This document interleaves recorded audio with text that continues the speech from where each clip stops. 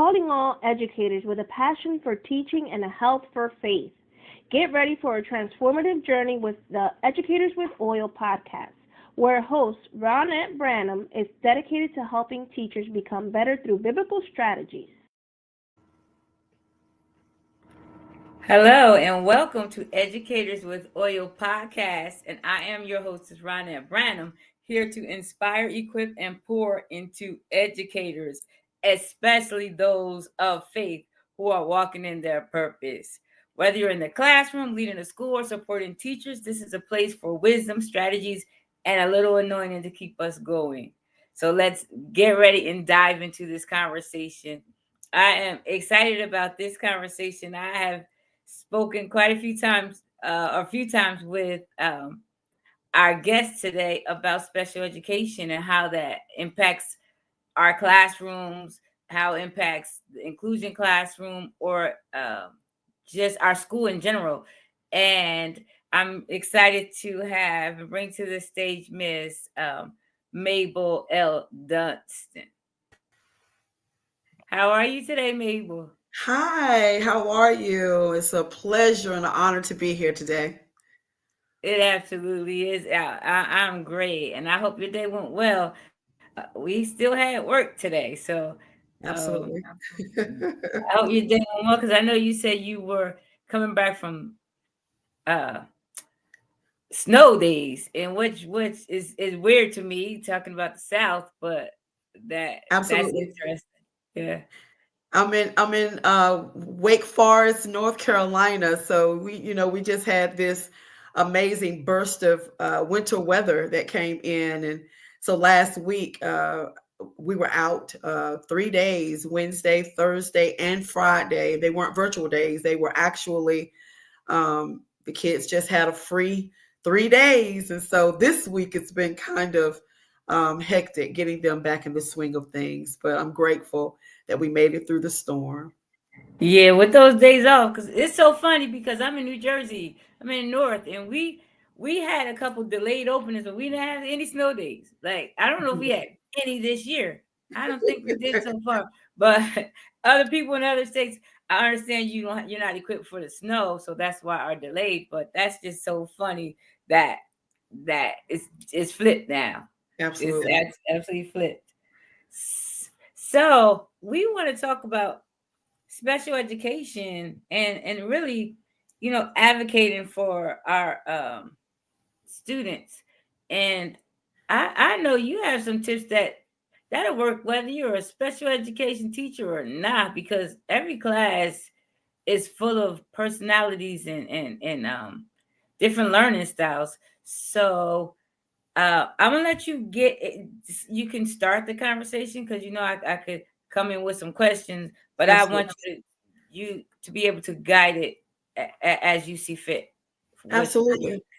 Absolutely. If I may, first of all, let me say again, hello to everyone that is deciding to chime in on this amazing, beautiful evening. I'm so excited to share a little bit, first of all, about my journey with you today, and how I kind of got started in special education, and why I'm so passionate about advocating for these incredible scholars. I don't call them students, I call them scholars. If you give them a name as prestigious as scholars, then they will begin to walk in that particular entity. So I always refer to my students as scholars. So a little bit about my background: I have a BA degree in psychology with a minor in social work, and then I have a master's in education. So I knew that I wanted to teach.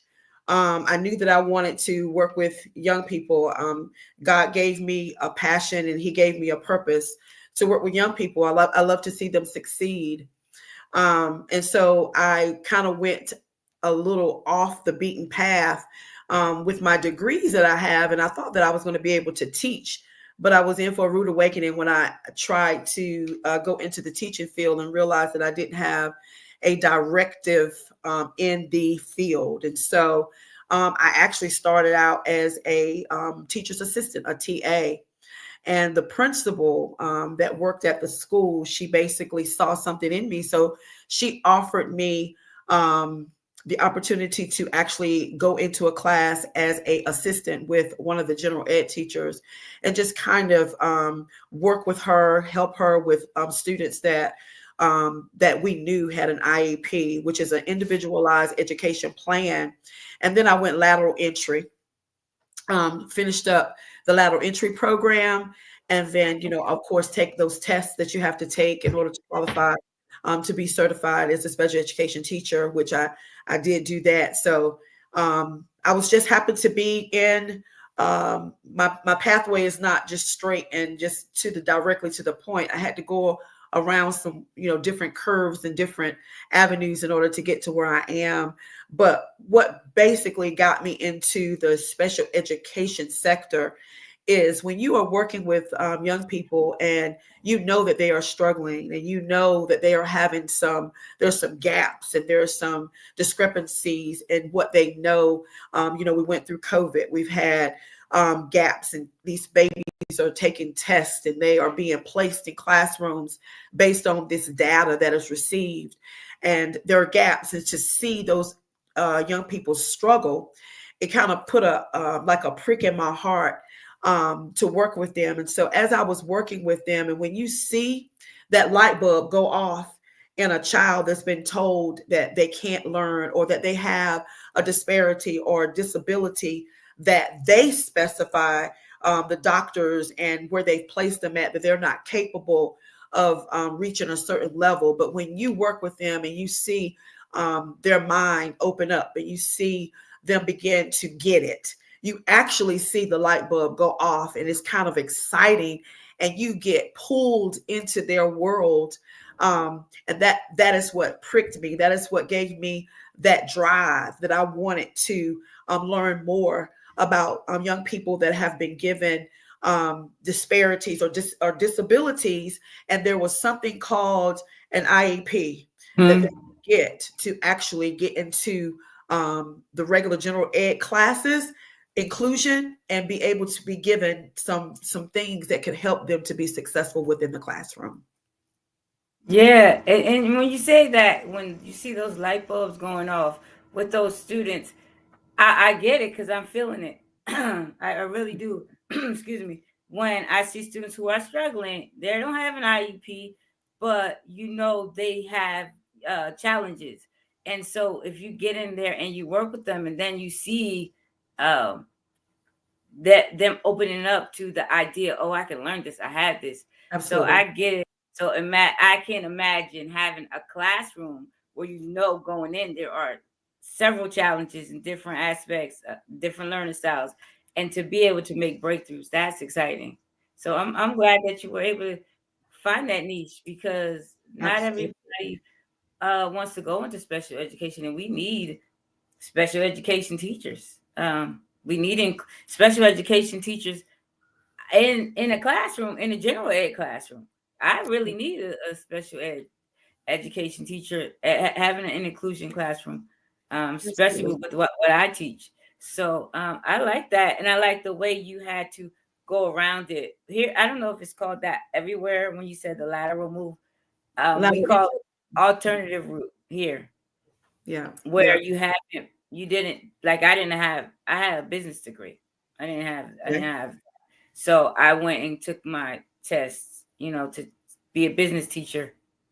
Then I ended up going back and be getting a early childhood pre-K to third grade. So I get that also.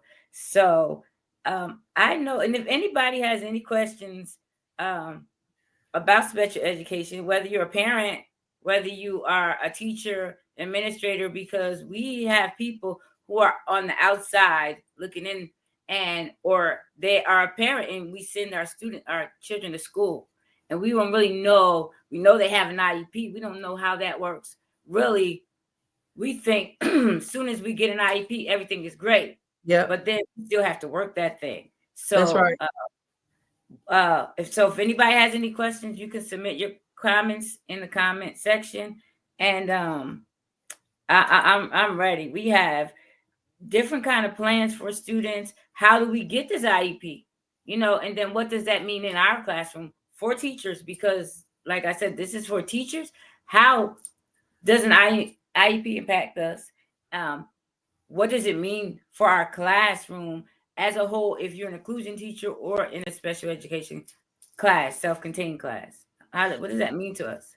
Okay, so let me kind of back up just a tad bit and let you know, as far as an individualized education plan, it's not just something that a child is walk into a classroom and they're tagged with that. It's a process, of course, that they have to go through. And as a teacher, you have to realize that it's not always all about the academics. It's about the whole child. It's about that whole individual. It's about meeting them where they are.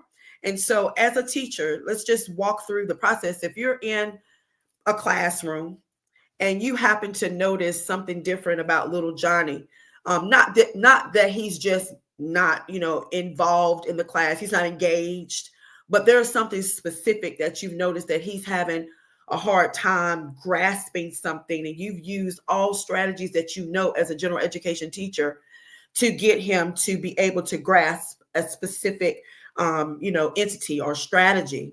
And so what you do is they take them through a process, MTSS, which is your teacher sends a notification to the director or to administration, and they start to watch this individual. They start to watch this scholar. They bring someone into the classroom. They start to assess him, and they watch him over a period of time. So it's called a referral. So you can refer, a teacher can refer a scholar, a parent can refer their child, and then they're actually put through this process, and you have to go through, it's at least several weeks of them being watched and utilizing all strategies that are given to them to see if they can catch it, if it's just something like a delay, or is it really they need accommodations in order to help them to access the general education curriculum. So they can be referred. They can. I'm sorry. Go ahead. No. Go ahead. They can come into a school system that they've already received the diagnosis, and that they will go through that individual school's process of becoming eligible, because you have to be eligible, and it's a certain criteria that you have to go through, that they take you through to see if you actually qualify for an IEP or a 504. There's two different entities that you can receive accommodations for within the classroom in order to be able to be successful within the classroom. So it's not just looking at the academics of the child. That is a main point, but it is also being able to look within. You have to know your student, as being in your classroom. You need to know them wholeheartely so that you can begin to assess to see what you can do. Because as a teacher, you're supposed to be able to shift your paradigm. You should be able to listen and look and scaffold and look at your students to see, because you're in a classroom with over 30 kids that have different learning styles. So you have to be equipped to be able to recognize where the discrepancies are, where the downfall is, where why this child can't get it, or why they're having a hard time. Because 9 times out of 10, a child that displays behaviors, it's not always because they're bad. It's because they're not getting something and they feel embarrassed. And it could be the other way around too. They could be extremely gifted and they're not being challenged enough. But because we're talking about special education, it could be because they don't know and they are embarrassed. And so they start displaying behaviors in order for you to be able to say, okay, there's something wrong. Let me look a little bit deeper. So as a teacher, you just need to be able to scan your classroom, know your scholars, and know what the needs are, and be bold to step in there and say, okay, something needs to be done. Yeah. Okay. So let's get past the looking, observing the child, the students, Okay. and then we go through the process, and then child study team and all that. So we come with the student with an IEP. The Absolutely. parent knows they have an IEP. The child may or may not understand. So how does that I have 26 kids and 28 kids. Like we just got a new student in one class, Absolutely. and Okay. I have to look at an IEP. Is that helpful, is that helpful? Do I need to follow an IEP? How is that going to affect me in the long run? Because I have to execute everything that these people are telling me I have to execute. Absolutely. So, as a special education teacher, we're called case managers. So we have a certain caseload that we have to maintain. So once a child has been identified as a special education student, and they have an actual IEP, which is a legal document. Mm-hmm. Let's make sure that we understand that it is a legal document, and it will behoove you to make sure, as a teacher, that if you have a child within your classroom that has an individualized education plan, that you know that plan backwards and forward as far as what their accommodations are, because the accommodations affects your lesson plans. So you need to make sure, and in a school system, what I'm used to, the case managers, we get together what we call a red folder. Any scholar that it has an IEP, you gather all those scholars up, their IEPs, their information, their documents, and you put them in a red folder, and you give them to the individual teacher, the general ed teacher, that those particular scholars are going to be in their classroom. So you have accessibility. So a lot of schools do not give the teachers accessibility to whatever the actual database is. I've Mm-hmm. gone through something called Easy IEP. I've also Yeah. gone through ECATS. And so there's a system, there's a database that house all of the babies that have an IEP or a 504, and you're able to access them within this system. But teachers don't have accessibility to that, because I think you have to pay for so many, people to have accessibility. So that's the information has to be printed off, and it has to be Okay. put into a file and given to the teacher, so that you will have a record of what that individual child needs in order for you to implement within your lesson plans. Okay. So if I had a student, I would have to include them and their plans in my lesson plan, and that's called differentiation. And Absolutely. so imagine if I am just in a self-contained class. So I have 10 students. I have 10 IEPs, 10 different lesson plans. No. Maybe So some two have the same exact or same uh strategies or something like that, or accommodations. so let me also let you know this. A self-contained class is different from an inclusion class. Mm-hmm. So if a self-contained class means that those babies are in that class with you all day, every day.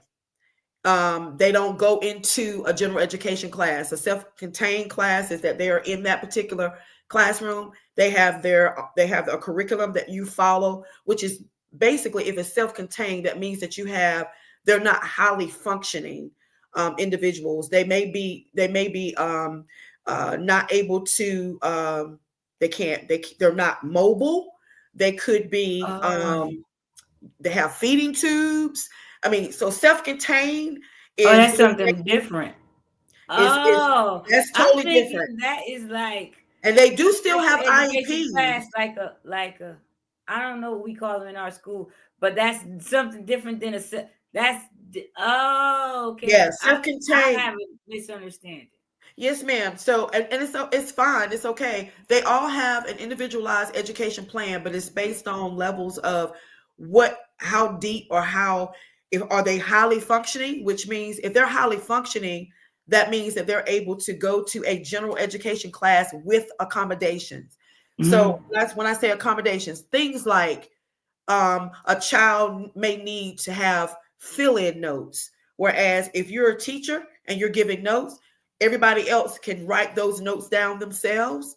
You may have Mm-hmm. a child that their attention span is not, they may have ADHD, and they can't sit there and just write notes down all day. So you give them something called fill in notes, where they only have to fill in one or two words. Or their IEP may say, you need to give them a copy of the notes so that they don't have to copy down because they're not able to focus on 2 or 3 things at one time. Some students, are able to write notes, listen, and comprehend. Then you have students that are not able to, even individuals that don't have IEPs, some of them they can't do all of that at one time. So if you have an IEP, it could be written in your IEP that one of your accommodations is you have to get fill-in notes, or you need to get a copy of the notes so that you don't have to write them down. It could be a font size. You can't give a child a 12-point font size. You may have to give them 24. It has to be blown up because they could be visually impaired. They could have something going on with their sight where things have to be magnified. Those particular things, there could be something in there that says, if you give a 20-question test, this child can only do 10. So you can change the quantity, but not the quality of the content, because they're still responsible for. So the teacher is going to have to be strategic in making sure that if I cut it down to 10 questions, I'm still giving them the content that they need in order to be able to access what they need to know for the next grade. So it's really, really strategic thinking, but it is doable. And these babies need those things in order to be able to be successful. And that's why it is, the advocacy piece. That's why it is important that the general education teacher knows exactly what's in that IEP, that the scholar knows what their IEP says, so that if they're not getting certain things, because let's be real, a school teacher, you have over 100 and some students a day. I do 6th grade right now. And so I keep those, I'm in a charter school. So I keep those same 30 kids, 30 scholars all day. But in a public sector, they change classes. And so, so they forget, teachers forget, Mary is supposed to have fill-in notes. So they accustom their lesson plans so that they can be able to make sure that they don't miss those. So you need to have a spreadsheet. You need to make sure you have files specifically for those babies that have IEPs so that you can refer to it, so that you can make sure that you are sticking to whatever it is needed, because it's a legal document. Let's keep that in mind as we continue to talk. Those documents are legal. They are binding contracts. If they're not followed, it could lead to something a little bit more detrimental. So you need to make sure that exactly what needs to be done in those particular entities that those babies are receiving. It could be a child that has to have their own device, which means text to talk. They talk into the computer and it types it for them because their handwriting is so unrecognizable. So they have to have devices that will do those things for them. That stuff can be written into IEP. Very deep, very in depth, but everything is spelled out so that you will know there's no ifs, ands, and buts.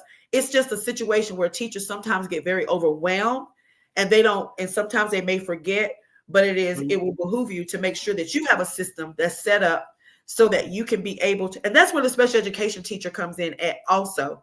They're there as a second teacher to make sure, Miss Glover, we're supposed to be collaborating to make sure that the students that I'm in here to serve, that we are making sure that the lesson plans is geared towards differentiation that you mentioned before. The accommodations are being implemented.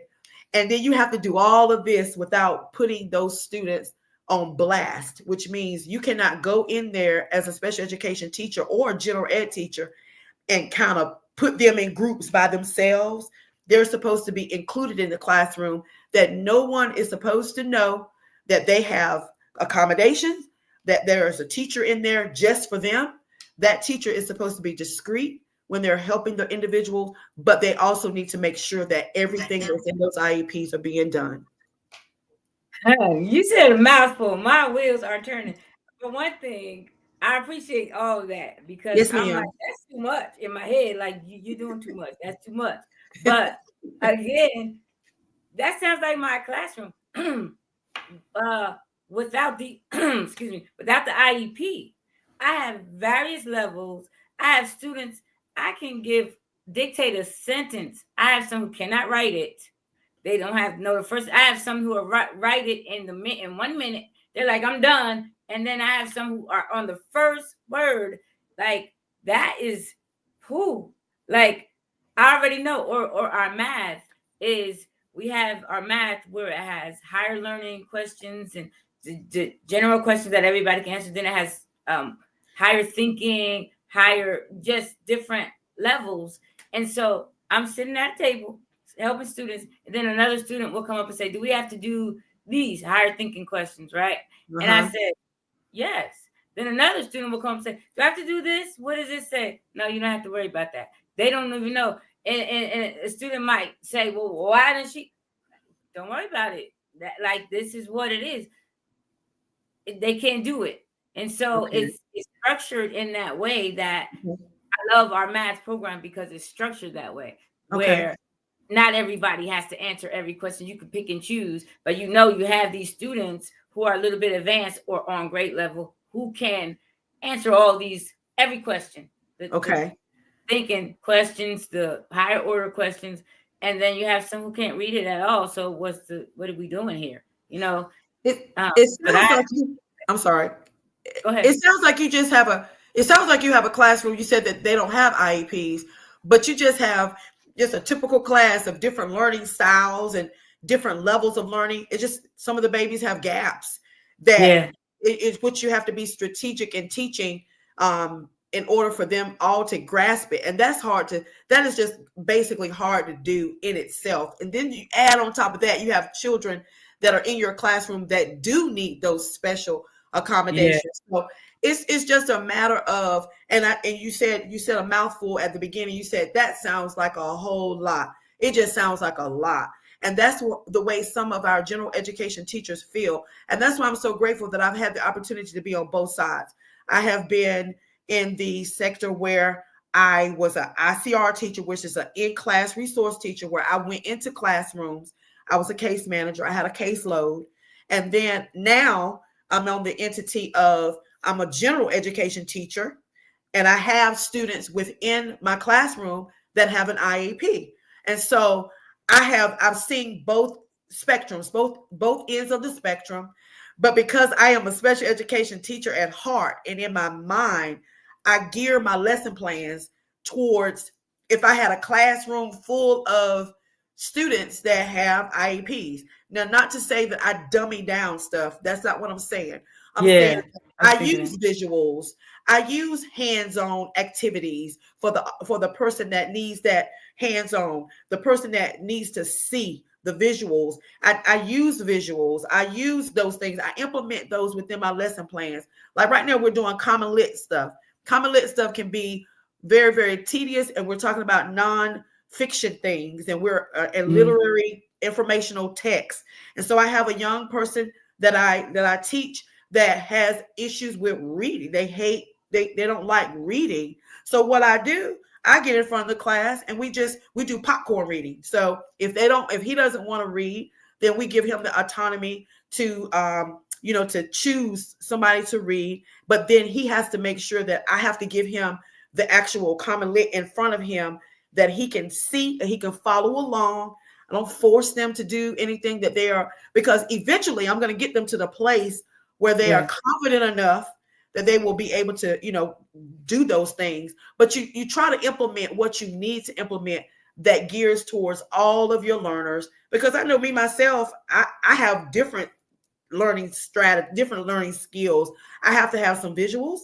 I have to have someone talking to me directly. I have to have some hands-on. I need some manipulatives that I can be able to manipulate. I need to be able to create in order for me to get it. And so as a teacher, I know that if I'm that way, I know that my scholars are like that. So it just takes a little bit of planning, but it's just within your day of you planning your lessons. Because at my school, we plan, a week in advance.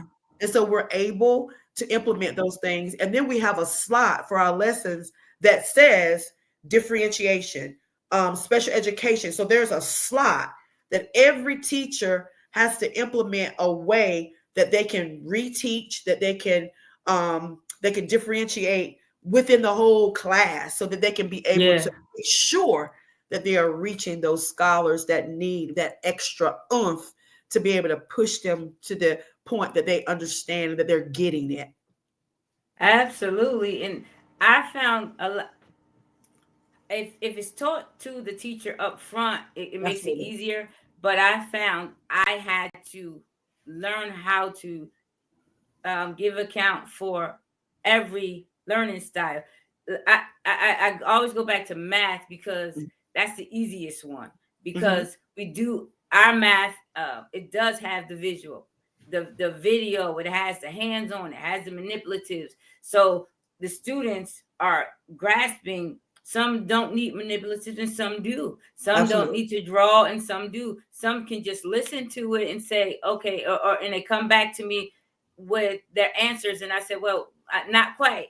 And then all I had to do was say, well, revisit that, look at it again. And then they go back and they could just do it. Others, we have to sit at the table. We have to draw things out. So I understand that. And Absolutely. it's just amazing how once you learn it, it makes your life easier. So much Once you easier. understand, just Yes. implement it in your lesson plan from the beginning. You're going to touch everybody, because sometimes we don't do that, and then we're like, why they're not paying attention, all that Yep. kind of stuff. But they can't. I learned too. I have 7-year-olds. Mm-hmm. I took so long with my lessons, my group, large group. I was getting frustrated with the students because they're all over the place. Like, okay, I got 7 minutes. I have 7 minutes. Give me 7 minutes. That's all you got to give me. And I say that now every single day. Okay, Yeah. we're almost done with this. Give me 7 minutes, please. 2 more minutes. So then that keeps them going. But then I understand they have to get up. They can't sit on the rug, Absolutely. and we're doing a reading lesson. So that's Absolutely. another thing we have to understand our students' attention Gotta span. That's right. And I think that I specified this before. I mean, I can't sit still for too long before I got to get up. So you got to learn how to say, okay, how am I? And I have to make sure that I am mindful and that I am, conscious to my audience and my students. So I do a lot of, a lot of teachers, they like, the students to sit quietly, and do their independent work. Well, I know that, students, they can sit quietly for a certain period of time, but at a certain point, they're going to get antsy. Now, just think about if you have 4 or 5 students scholars in your class that have an IEP, that have ADHD, which is the hyper portion. Mm-hmm. They can't sit still, or they're banging, or they're, twiddling. They need to do something with their hands, they're antsy, and so you have to figure out a way. Okay, I know I can't keep telling this child, be still, stop tapping. They can't help it. They can't help it. So you got to figure out what you can do. So what I do a lot of parking lot lesson plans. Like if I have a new concept that I'm trying to teach them, I'll do those big white sheets of paper, and I'll put them around my class, because we have to have anchor charts anyway in my classroom. Whatever I teach, we got to do anchor charts, put them up so that our scholars can refer back to them, throughout the time that we're talking about that particular lesson or strategy. But I'll do parking lot. So I'll put up, questions around the classroom, and then I'll put a timer up, and I'll say, okay, you got this amount of time to go around and answer all the questions that are in the parking lot. And they love that. They're chattery, they're moving around, they're making noise, but they're learning and they're involved and they're engaged, and it's getting that energy out of them, and it's dispelling all of that. So, making them sit to try to do work. Sometimes you have to step outside your box. You have to step outside of your comfort zone of what you feel, and you have to be able to shift to determine, your population, who you're teaching.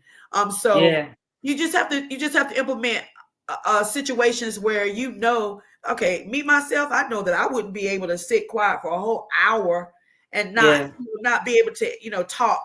We do a lot of think, pair, share. We do a lot of shoulder partner discussions where we'll read something, I'll throw a question out there and say, discuss it with your, the way my classroom is set up, they're set up with pairs. Turn and discuss. And then, I'll pick someone, and I'm the candid lady. So I entice them as far as answer the question, we'll give you a surprise, or we'll give you, incentive, or whatever, a homework pass or whatever. So you have to do things in order to get them to grasp what's going on. So that's what it's all about when you are dealing or teaching kids that have gaps, and they have already have disabilities, or they have this IEP. You got to become creative, but you got to be willing to be creative and step outside that thought that I'm the teacher, I'm gonna stand up here, I'm just gonna lecture to you, and then I'm gonna give you some independent work, and then you're gonna do it, I'm gonna grade it, and that's gonna be the day. No, that's not the way it is. And we have to step outside of we got to step outside of our comfort zone in order to know that we have to reach these babies, because it's already a misconception. People think because a child is considered has an IEP that they're all the same. Yes. That's what the myth is. I was listening to another entity, not a podcast, but just a speaker that was saying that it's a myth. There are myths in special education, and that's why it is so it's misconceived. The people, they misconceive the whole idea of special education. They think that kids are not academically sound. I have some of the amazingly intelligent young people that have an IEP, but it's just that they may need this one little thing to help them, to propel them forward. Some of them are in AIG, but they just have, which is a gifted okay, advanced intelligence. They're gifted, but they have an IEP which gives them accommodations so that they can be able to function within the classroom. So it's just a misconception that all special education kids are the same, that they're academically low.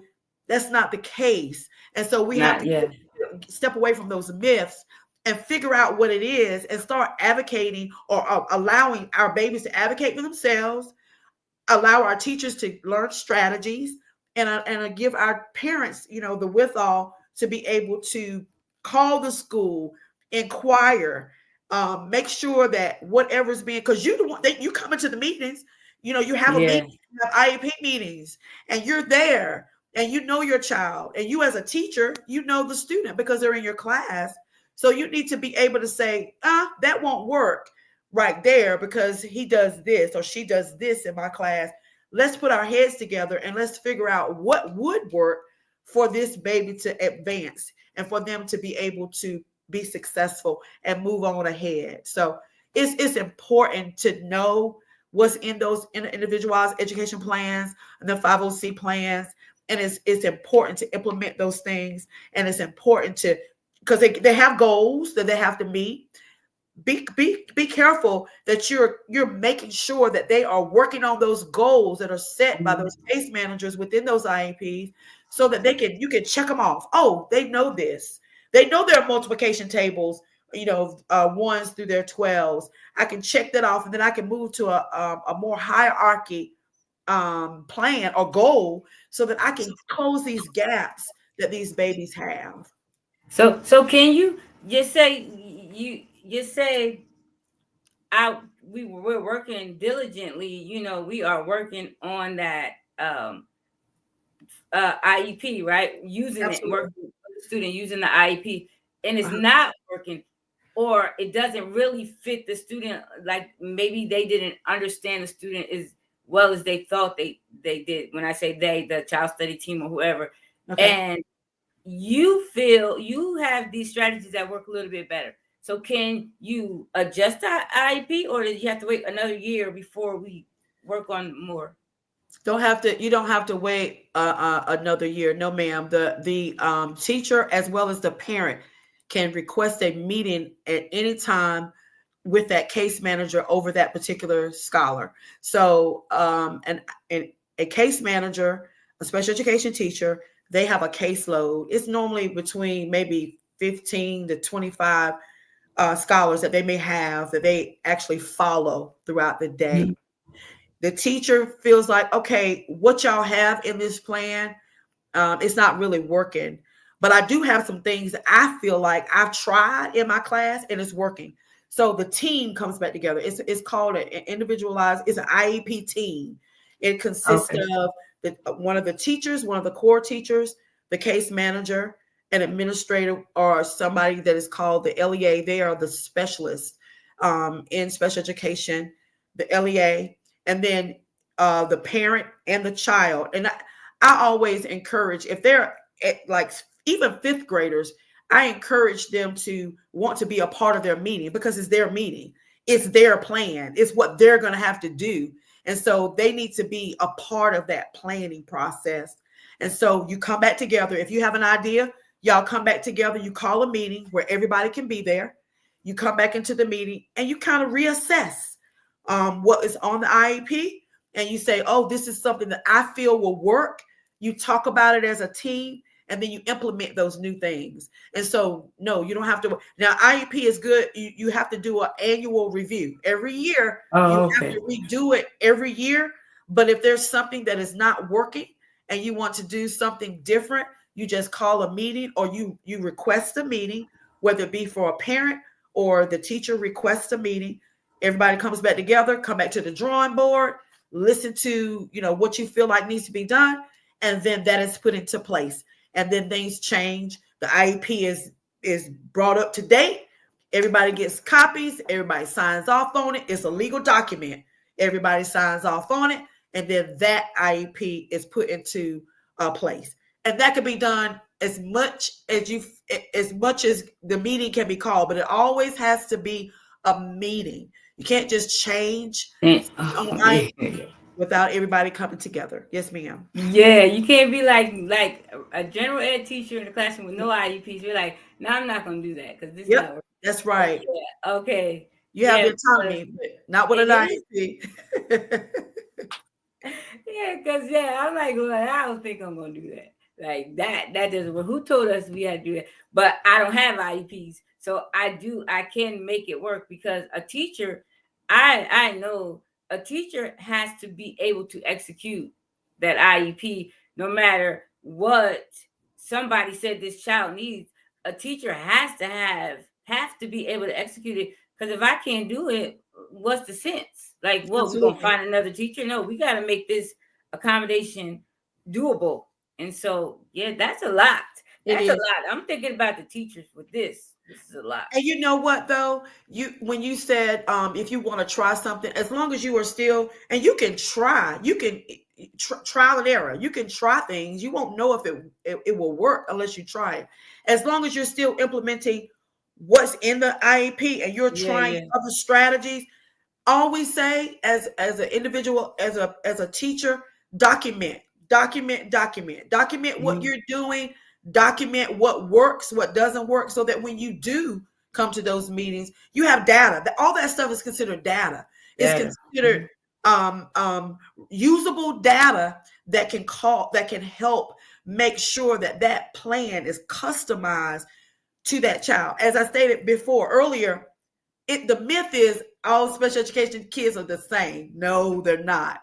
So it has to be customized to meet the needs of that individual scholar. And so, yes, it is a lot. It sounds like a lot, but yes, you have to go through training. When I say training, at the beginning of the year, I know that the special education director is an administrator as well. They take people through a rigorous training of IDEA, which is the people that are over the special education department, and they make the laws. They have the parent handbooks, student handbooks, and so they will come into your location and they will break you down to make sure. They will audit you. They will audit your files. They will, making sure that you are doing, because it's a legal document. And I keep saying that. People use that like really loosely, but it is a legal document. And so you have to make sure with anything, just like you do with any of your legal documents that you have, that you are clad tight with what's going on. And so it is important, for our teachers to be trained. And they are. And there's ongoing training. There's training that you can go through in your local, your school district, PD, professional development. And the school, sometimes I know that they give you time off to do these particular, especially on teachers' work days. You can go into these PDs. Some of them are virtual.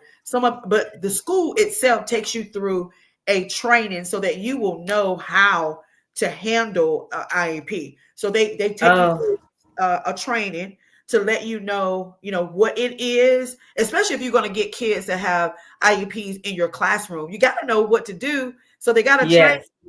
They will train you so that you will know. And then if you have questions, there's always someone that you're given that you like your go-to person that you can go to or email them and say, look, I have a question. And it's always best practice to ask questions. Do not think that if I ask a question, they're gonna think that I should know this. No, it is okay. Ask a question. I would rather you ask a question that you think is simple in elementary, then don't ask a question and you end up doing something completely wrong.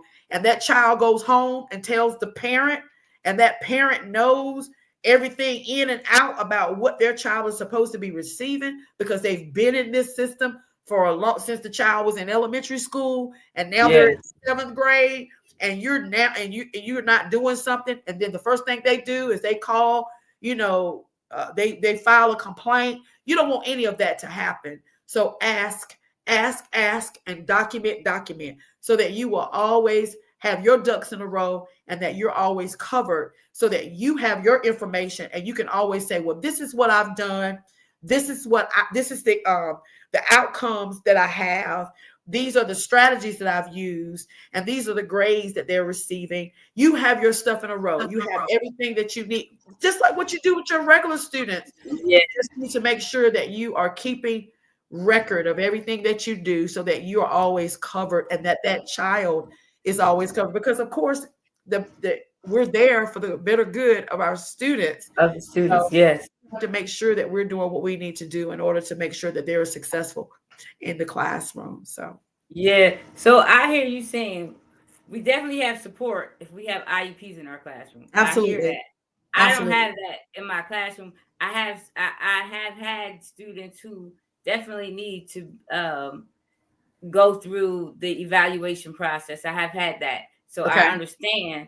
And prior to the IEP, prior to that process, the support was me going back and forth with other teachers, my administration, counselors, or whoever I need to. So I hear you saying there's always support and there's always training. I know it would be ideal to have smaller classrooms because you're saying a lot.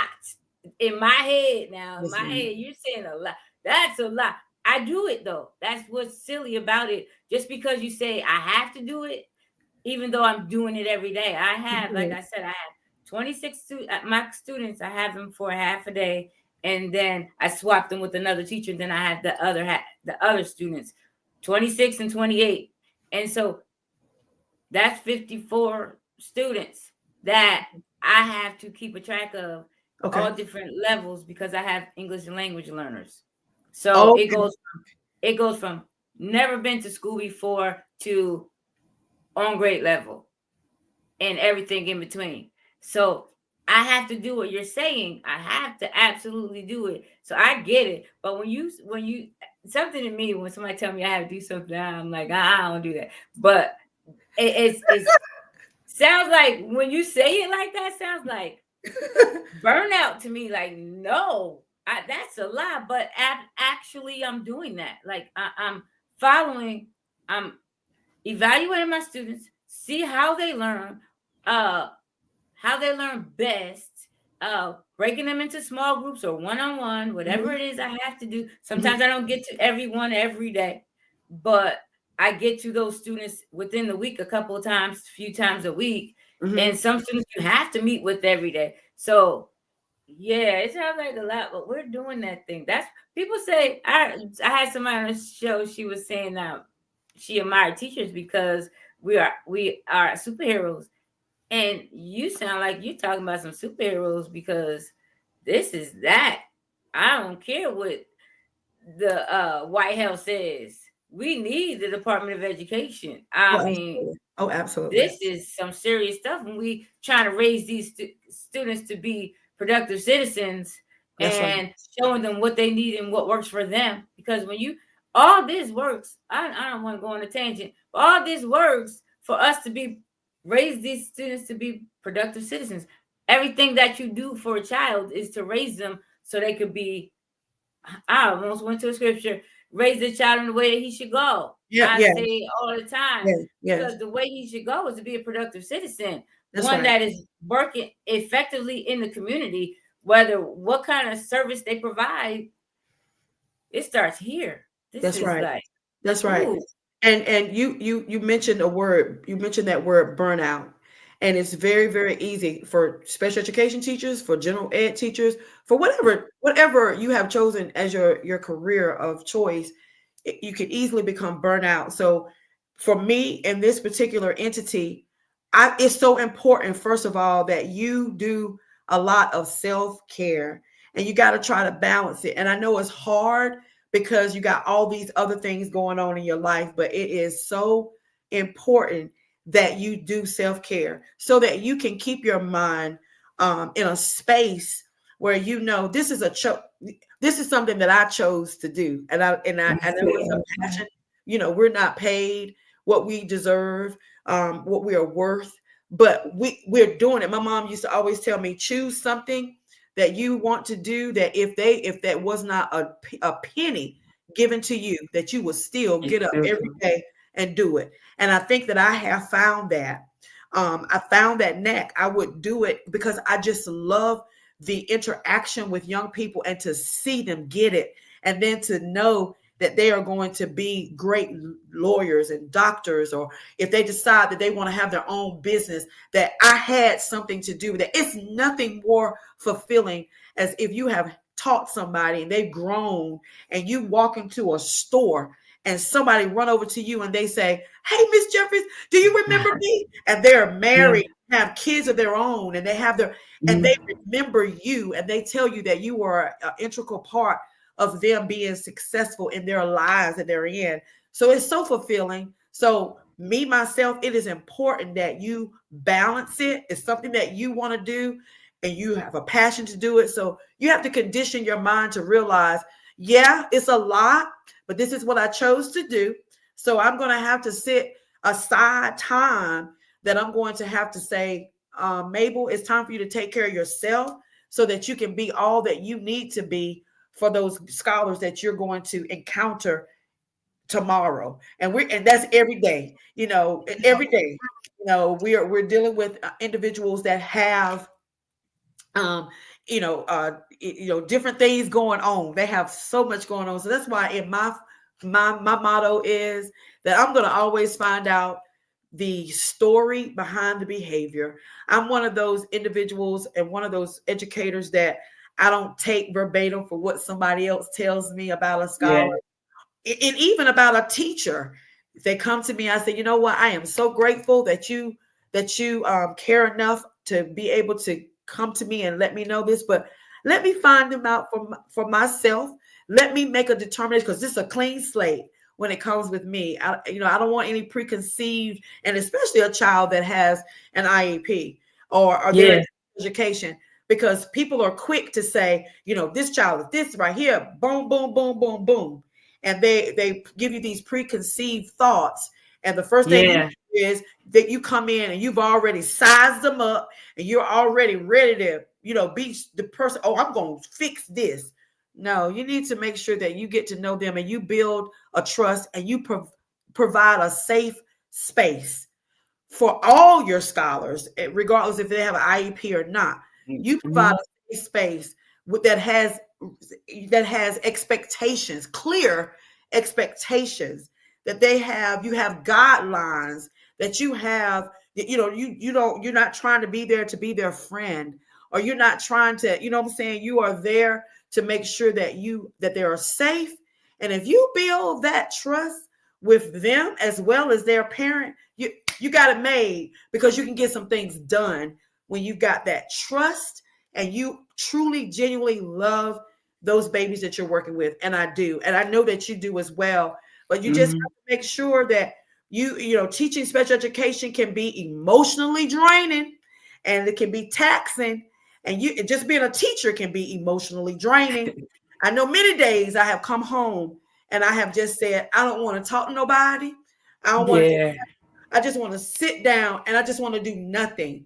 And sometimes you want to do, you got to do that in order to keep yourself in a place where you're at peace and you can still make sure that you're meeting the needs of those babies that need you. Because like you said, we're trying to raise them up to be productive citizens. They're going to be the ones that take care of us when we get old. We can't do anything. And I want to make sure that I'm giving them the tools that they need at this level, so that when they move forward, they're able to thrive, and they're able to grow, and they're able to be those amazing individuals that I know that they can be. So it's important to me to make sure that people understand what special education is. And let me let you know this: special IEP can carry all the way through college. It can Yeah. it can go all the way through college, go all the way through if you're going to grad school. It could. Yeah. I haven't really researched what it actually looks like in those realms, because I've just been in elementary, middle school, and high school. But it can move forward so that you can still be able to, anytime you're in a learning environment, if you need those accommodations, you can still utilize them. So it will just be something that we need to make sure that we are kept abreast of the laws and what we're looking at, so that when we get babies in our presence, that we're on point with what they need in order to thrive and to be successful within our classroom. So we don't want to just push them through. We want to move them along and preparing them and equipping them with what they need to go to the next level. Absolutely. You summed it up. I was going to ask you to sum it up at the end, but you just did that. You did that well too. I like that. And just before we go, when you said that about grad school, I do know somebody who's in grad school and he had special accommodations where he could get more time.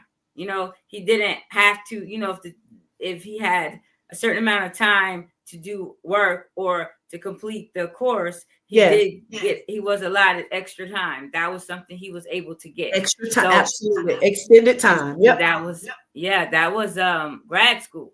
He was getting a master's. So, I appreciate you. We could take this part 2 if we felt like it, because we could still go into other aspects of it, because you went in talking about that self-care, and we chose this profession. And so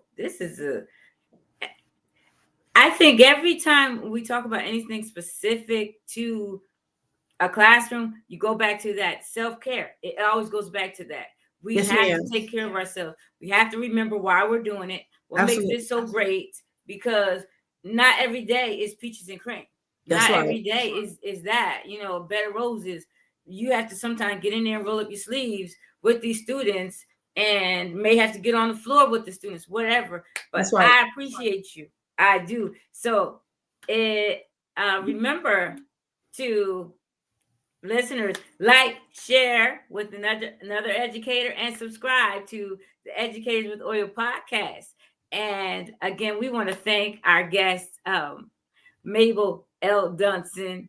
That's it, wrong. Dunston. That's okay. Okay. Yeah, we want to thank you. We thank you so much. We appreciate your insight into that world, because we all are dealing with it, but we don't call it that. We don't call it special education, even though our class has a wide range of students. You can call it what you want, but it is special education. It is. Whether we don't have IEPs, but it's individual plans, specially designed. Yeah, it is. So if I can say one more thing before you go. Just Mm-hmm. one more thing. I just want to let educators know that don't ever underestimate the power that you have of influence, and make sure that you remember that you're not alone, and that you are doing an incredible work for our students, and giving them and providing them with the services that they need. Oh yeah, and you said, see, that's a whole other episode. Everything that we talked about could be another episode, because we feel this is an isolated profession. I'm gonna act like I know how to close, because that's a whole we could go another hour on that, because I understand that very well. You close that door, you're by yourself, and you can feel that. So That's right. thank you, everybody. Again, remember to like, Absolutely. share, and subscribe. We are here to offer biblical strategies for effective teaching. Thank you, and have a blessed rest of your day. Thank you.